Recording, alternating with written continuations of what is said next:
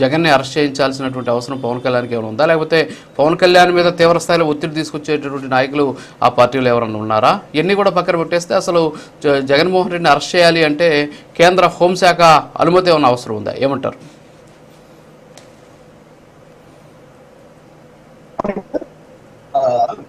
నేను తెచ్చుకుంటూ పెద్దలకు మనం ఎంచుకున్న సబ్జెక్టు నాగేశ్వర గారి వ్యాఖ్యలు దుమారం.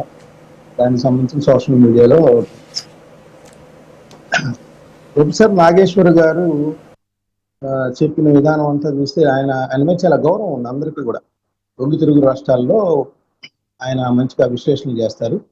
ఉస్మానియా యూనివర్సిటీలో ఆయన జర్నలిజం హెడ్ గా పనిచేశారు. ఆయన ద్వారా వేలాది మంది విద్యార్థులు జర్నలిజం ఫీల్డ్ లో కూడా ప్రవేశించారు. చాలా మంది శిష్యులు కూడా ఉన్నారు.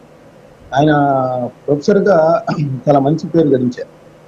ఆయన ఎందుకో తెలియదు కానీ మరి వ్యాఖ్యలు అంతా చూస్తే కలిగితే యాక్చువల్గా మామూలుగా గుంటూరులోనో విజయవాడలోనో అరుగుల మీద కూర్చొని కొన్ని విషయాలు మాట్లాడుకుంటూ ఉంటారు. నేను జగన్ ఏదో లోపలించమన్నాడంట, చంద్రబాబు పవన్ వెళ్ళి అడిగాడంట, అది కాదన్నారంట, ఇట్లా ఏదో మాట్లాడుకుంటూ ఉంటారు. ఊసిపోక కబుర్లు మాట్లాడుకుంటూ ఉంటారు జనరల్గా.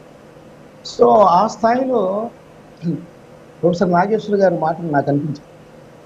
ఏంటంటే ఆయన ఒక ప్రొఫెసర్గా చెప్పాలంటే ఒకవేళ పవన్ కళ్యాణ్ గారు, నాదెండ్ల మనోహర్ గారు అక్కడికి వెళ్ళి అమిత్ షా గారిని అడిగారని అసలు ఎట్లా అడుగుతారనేది ప్రొఫెసర్ గారికి రావాలి కదా ఆలోచన.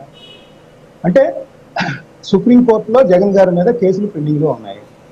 సుప్రీంకోర్టు ఆదేశాల మేరకు ఆయన బెయిల్ మీద 12 ఏళ్ల నుంచి ఉన్నారు. అంటే అమిత్ షా గారు ఫోన్ చేసి చెప్తే సుప్రీంకోర్టు న్యాయమూర్తులు ఈయన జైలు వేసేస్తారా? ఇదేదో అవగాహన లేని వాళ్ళు మాట్లాడుకోవచ్చు. ఒక ప్రొఫెసర్గా ఒక రాజ్యాంగం ఏం చెప్తోంది, హోంశాఖ మంత్రి ఏం చేయాలి, హోంశాఖ మంత్రిని కలవంగానే జగన్ లాంటి వాళ్ళని కేసులు పెండింగ్లో ఉన్నాయి కదా అని లోపలేసేస్తారు. ఆయన చెప్పిన సారాంశం అదే కదా. అది ఎలా కుదురుతుంది, అసలు లాజిక్ ఎలా అందుతుంది అనేది అర్థం కావట్లేదు.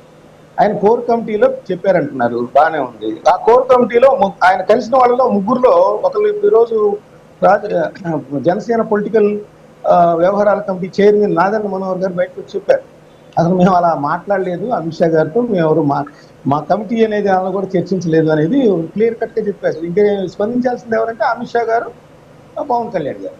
క్లియర్ కట్గా ఆయన చెప్పిన తర్వాత అది ఎలా సాధ్యం అసలు? అంటే సుప్రీంకోర్టు న్యాయమూర్తిని కించపరుస్తున్నట్ట, లేకపోతే అమిత్ షా గారు తలుచుకుంటే ఎవరినైనా జైల్లో వేసేస్తారనే ఒక సంకేతాలు